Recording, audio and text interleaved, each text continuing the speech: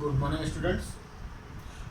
DElEd fourth semester के इस अध्ययन क्लास में आपका स्वागत है। पिछली क्लास में हम लोगों ने देखा, समझा और पढ़ा पठन क्या है। तो पठन एक ऐसी प्रक्रिया है या एक ऐसी व्यक्तिगत प्रक्रिया है जिसमें व्यक्ति या स्वयं के ज्ञानार्जन के लिए करता है या आनंदानुभूति के लिए करता है। तो पठन क्या है? एक ऐसी व्यक्तिगत प्रक्रिया है जो स्वयं के आनंद या ज्ञानार्जन के लिए किया जाता है। इससे बहुत सारे सवाल बन रहे थे जो हमने बताया था पिछली वीडियो में, और आज आप पढ़ेंगे, हम लोग पढ़ेंगे वाचन क्या है। वाचन नाम से स्पष्ट है। वाचन मतलब वाचना, बोलना, बताना, बात को अपने समझाना। तो कैसे समझाएंगे? चाहे आप अपने वक्तव्य को, अपने ज्ञान को, अपनी बात को समझाएं या किसी मुद्रित कोई प्रकाशन द्वारा कोई पुस्तक है मुद्रित है या कोई लिखा हुआ कोई चीज़ है, लिखी हुई सामग्री, लिखित सामग्री है, उसको सब भाषा के लिखित शब्दों को पहचान कर, लिखित या मुद्रित शब्दों को पहचान कर उचित उसमें जो विराम है, आरोह है, अवरोह है यानी उतार चढ़ाव है, गति है, लय है, उसके साथ जो शुद्ध उच्चारण करेंगे, शुद्ध उच्चारण करके उसको सुनाएंगे, वो क्या है? वाचन कहलाता है। क्या कहलाता है? वाचन कहलाता है। अर्थात कहने का तात्पर्य है भाषा के लिखित मुद्रित शब्दों को पहचान कर उचित विराम, आरोह, अवरोह, गति के साथ शुद्ध उच्चारण करके दूसरों को सुनाया जाने वाला जो सुनाया जाता है वो क्या कहलाता है? वाचन कहलाता है। अब इस पठन में आपके कई प्रश्न बन रहे थे। पठन क्या है? पठन से क्या तात्पर्य है? पठन कैसी प्रक्रिया है? वगैरह वगैरह। तो उसी तरह से आपके वाचन में भी कई एक सब प्रश्न बन रहे हैं कि वाचन क्या है या वाचन में क्या किया जाता है, क्या होता है। तो अगर आप ये चीज़ देखेंगे तो इसमें और एक प्रश्न बन के आ रहा है दोनों परिभाषाओं से या दोनों के अर्थ से कि इन दोनों में अंतर क्या है। पठन क्या है, लेखन क्या है, या पठन क्या है, वाचन क्या है, पठन और वाचन में अंतर क्या है। तो आप इस सवाल का भी जवाब अपने इसमें दे सकते हो कि पठन एक ऐसी प्रक्रिया जिसमें ऐसी व्यक्तिगत प्रक्रिया जिसमें आनंदानुभूति या रसानुभूति या कह सकते हैं ज्ञानार्जन के लिए किया जाता है।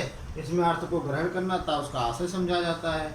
वाचन में क्या है? लिखित या मुद्रित वस्तु या सामग्री जो भी है उसको हम उचित आरोह अवरोह के साथ दूसरों तक जब पहुँचाते हैं गति लय के साथ या उसको सुनाते हैं तो हम वो वाचन कहलाता है। इसमें हम अंतर को भी स्पष्ट कर देते हैं। अब बात आती है कि इसकी उपयोगिता क्या है, इसका महत्व क्या है। इसका महत्व क्या है? पठन का महत्व क्या है?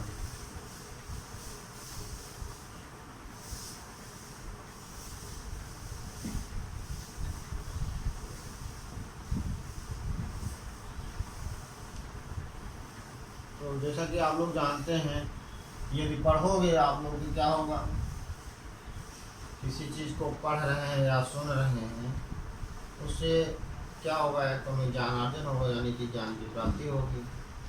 उपयोगिता या महत्व, पठन की उपयोगिता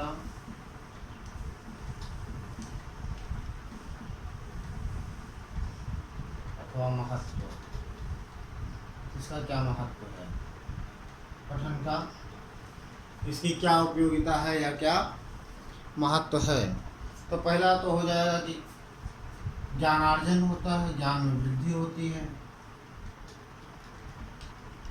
क्या होता है? ज्ञान की वृद्धि होती है, ज्ञान में वृद्धि होती है, अपने अंदर अनुभव आता है। दूसरा क्या हो जाएगा? एक तो हो गया आपके अंदर ज्ञान की वृद्धि हुई। आप किसी सब चीज़ को पढ़ोगे, समझोगे तो क्या होगा? ज्ञान की वृद्धि होगी। शब्द भंडार में आपके क्या होगा? बढ़ोतरी होगी। दूसरा लिख सकते हैं हम क्या? शब्द भंडार में वृद्धि, शब्द भंडार में वृद्धि। और चीज़ें हैं, जैसे बहुत सारे हमारे महापुरुष लोग अपनी बातों को कह के बता के चले गए, जो आज हमारे बीच नहीं है। यदि हमारे पास लिखित सामग्री ना होती, यदि हमारे पास आज की तारीख में लिखित सामग्री ना होती, तो हम क्या करते? तो हम उसको जान पाते? शायद ना जान पाते, या वो जितना हमको बताना चाहते थे उतना ना जान पाते। तो उसके लिए भी हम अब वो सामग्री हमारे पास है, तो हम क्या कर रहे हैं? उसको पढ़ रहे हैं, अपने ज्ञान में वृद्धि कर रहे हैं और दूसरों तक वो बात को हम पहुंचा रहे हैं। खुद तो जो समझ रहे हैं वो समझ ही रहे हैं। तो ये क्या हो गया? एक तो ज्ञानार्जन में वृद्धि हो गया, दूसरा हो गया आपके शब्द भंडार में वृद्धि हो गया। अच्छा, जब एक आप पढ़ने में शुद्ध उच्चारण करेंगे, शुद्ध पढ़ेंगे, तो उसमें क्या होगा? शुद्ध, आप जब शुद्ध पढ़ोगे तो शुद्ध लिखने की भी क्षमता का, लिखने की क्षमता का भी आपके अंदर विकास होगा, यानी कि लेखन क्षमता में वृद्धि होगी। क्या होगी? लेखन क्षमता में वृद्धि होगी।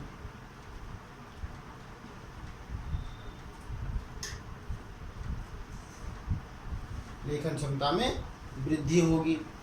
भाई, जब हम शुद्ध पढ़ेंगे, उसका कहाँ पे कितना, कहाँ पे कॉमा लगाना है, कहाँ पे विराम लगाना है, कहाँ पे कितनी गति में पढ़ना है, तो क्या होगा? उसमें हमारे लेखन क्षमता में वृद्धि संभावी है कि होगी ही होगी। और क्या वृद्धि होगी? जब हमारा शुद्ध उच्चारण होगा, शुद्ध हमने पढ़ा होगा, तो उसका एक जो और फर्क पड़ेगा, उसमें क्या होगा? हम श्रेष्ठ वक्ता कहलाएंगे। क्या कहलाएंगे? श्रेष्ठ वक्ता। श्रेष्ठ, अच्छा बोलने वाला, अच्छा बताने वाला, अच्छा समझाने वाला। तो हम क्या हो जाएगा? क्या महत्व है इसका पठन का? श्रेष्ठ वक्ता होंगे। अगर हमने उच्चारण में शुद्ध उच्चारण नहीं किया, शुद्धियाँ हमारे उच्चारण में तमाम तरह की यदि व्याप्त हो गई, तो व्यक्ति हमारी बात को महत्व नहीं देगा। वो क्या करेगा? हमारी बात को इग्नोर करेगा और हमारी तरफ से बिल्कुल उसका ध्यान आकर उसका हट जाएगा।